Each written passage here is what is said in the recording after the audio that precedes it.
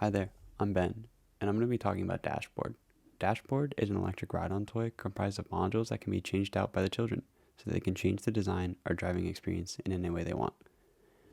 I've always been a fan of things that move. I raced Lego cars down the driveway, helped my grandfather build RC planes, and love to drive my powered ride-on car around. You can see that I've got cones set up and whatnot, just so I could weave through them.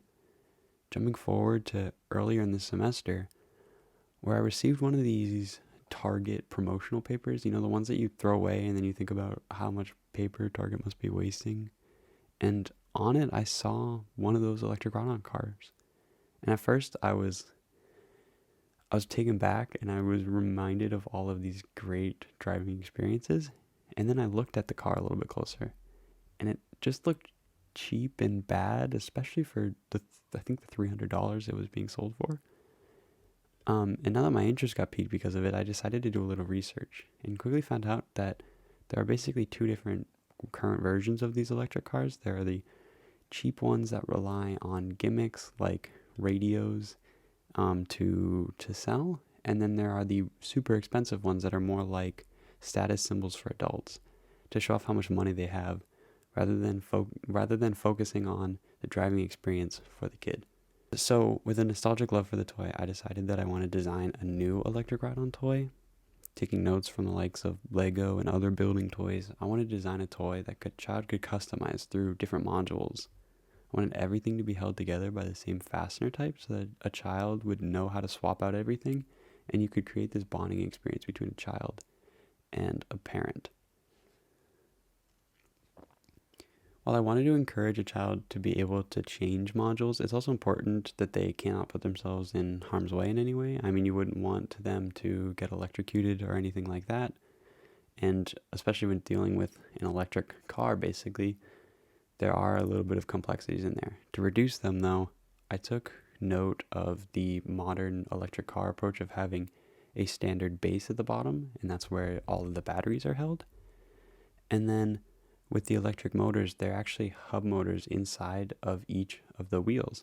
And I do a neat trick of skid steering so that you don't have to change the degree of the tires. Just you changing the rotation amount actually makes the car turn without the wheels actually turning. So altogether, I can deliver a simple and safe electronic system and make sure that a child doesn't have to worry about that. Now, creating a modular system also lets me play with how parents order their toy.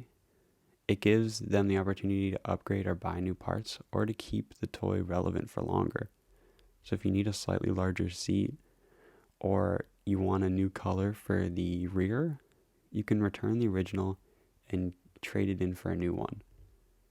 So without further ado, let me introduce DashBoard. Hi, I'm Ben, and this is DashBoard. DashBoard is an electric car for kids that focuses on modularity as a way to give kids creative freedom. Want to build a car with the steering wheel at your feet and the pedal up at your hand? Go for it.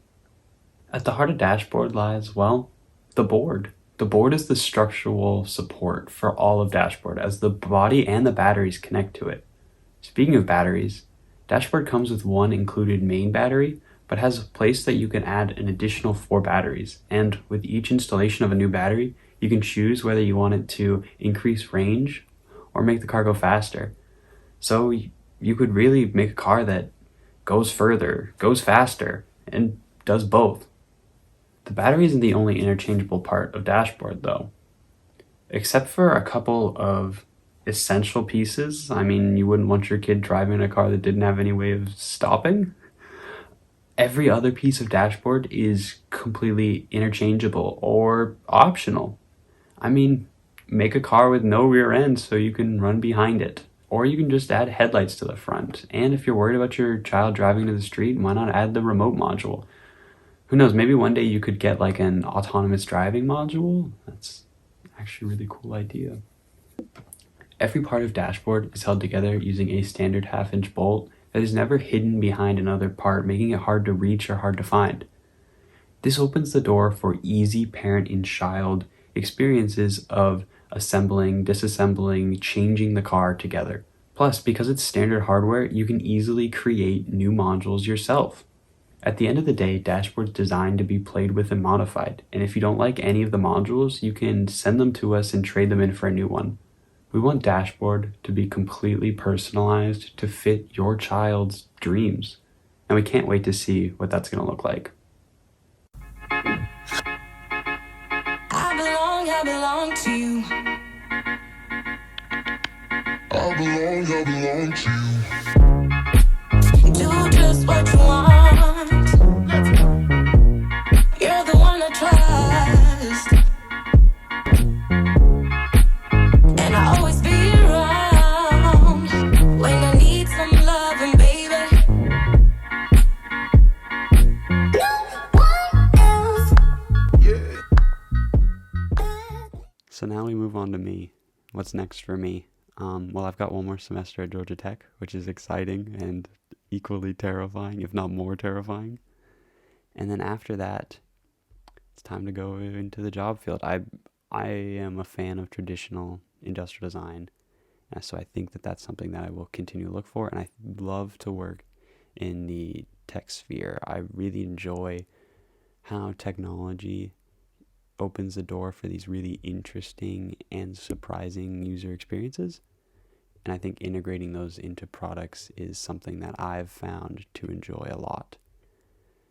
The ultimate goal is to probably work at a place like Apple. I've loved Apple for ever, it feels like, at this point. And I've dreamed about working at Apple and making products that have such an impact and are used everywhere. But if not Apple, I mean, I just did a project about an electric car for kids, and I think that working for a company that has something involved with transportation would be super interesting.